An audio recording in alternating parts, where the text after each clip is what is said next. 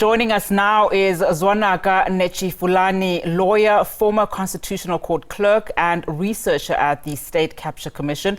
She has worked closely with Justice Zondo during the Commission of Inquiry into State Capture, a commission that has been regarded as one of Justice Zondo's biggest legacies in judiciary.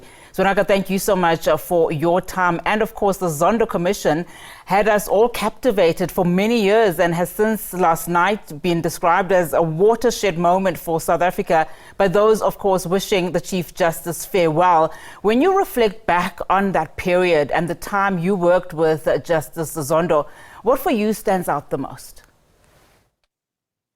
Thank you so much for having me on. I think it definitely was a watershed moment. What stood out for me the most, I think as a citizen, was the scale and the depth of what the country had experienced during that period. But I was also very moved by witnessing the care and the investment and the commitment that many members of the commission, from technical staff up to the chairperson, Justice Zondo, and the secretaries and the legal teams had in working to fulfill the mandate of the commission and to try and get to a place where we could have some kind of answer or chart some kind of path on how to fix what had gone wrong during that period. And I mean, just given that the commission held its first public hearings on the 20th of August 2018, 4 years and 270 odd witnesses later, what were some of your, the moments that stood out for you? Because it did, face some very tough challenges during that period, even at one point, safety concerns and so on. And when you watched how Justice Zondo handled all of that, what for you, can you reflect on? I think there are so many things. So for the first 6 months of 2019, I would have been the registrar. So I swore people in and made them take their oath.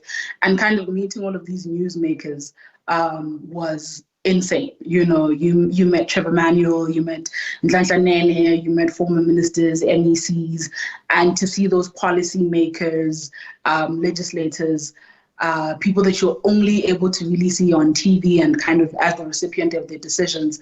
That was very interesting to witness and to watch. It was amazing as well to see the lawyers at play as a learning young lawyer, and to see them working in that way. But I think the thing that leaned out and the most consistent factor in the way that Justice Zondo carried himself throughout that entire process. And this is regardless of the witness that was in front of him. This is regardless of the legal team that he had. This is regardless of the time of the day when he was hearing witnesses, was how deeply he cared about the work and how seriously he took the responsibility that had been given to him. I mean, even in private, you never got the sense that he was putting a face on for the public. It genuinely meant a lot to him that he had been placed in this responsibility, and he felt the burden of coming up with that report, of leading that commission very deeply, very heavily, and he put an incredible amount of himself into it. And that was the most consistent theme, that no matter what happened, Justice Zondo really, really cared about the work. He really cares about the law. He cares about process. He cares about fairness. He cares about comprehensiveness. He cares about detail. And that didn't change no matter who was in front of him. That was the most consistent theme of my time there. Yeah, I mean, a few hours ago, we saw the Chief Justice delivering his final judgment in the Constitutional Court. And then he ended, of course, with the words, "Court is adjourned."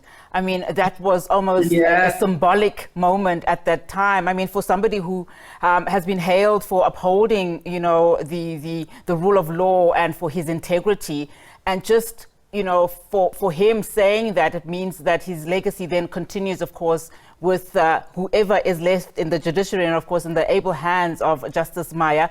What does that mean for all of you then, in as far as carrying on where he left off? I think as young lawyers, the most insistent idea or the most insistent value that he instilled in us was a very close attention to detail.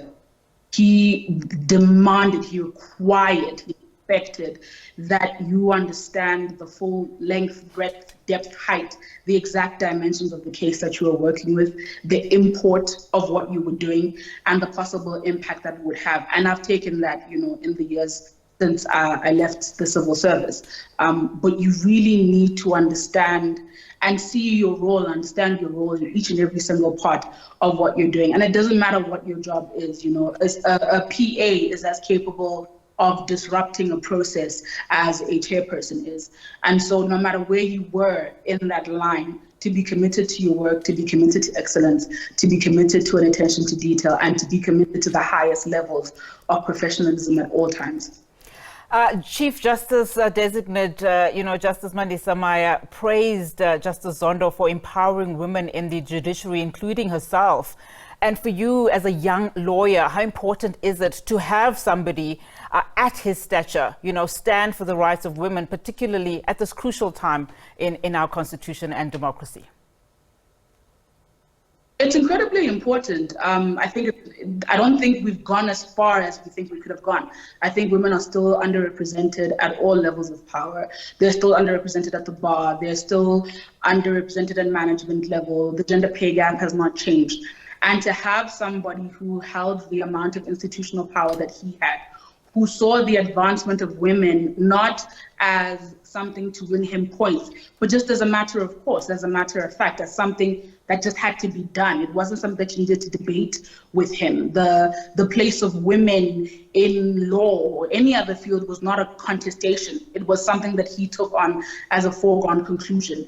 And so he worked very hard and tried very hard to ensure that he had as many women, as many Black women, as many underrepresented groups with access to him and in the room as possible. And he did that for the 5.5 or so years that I worked with him, and I saw him do that over and over again. So it's really, really something very powerful to see somebody with that level of power not think he's doing women a favor by empowering them, by working with them, by affirming them, by promoting them, by giving them access to development and growth opportunities.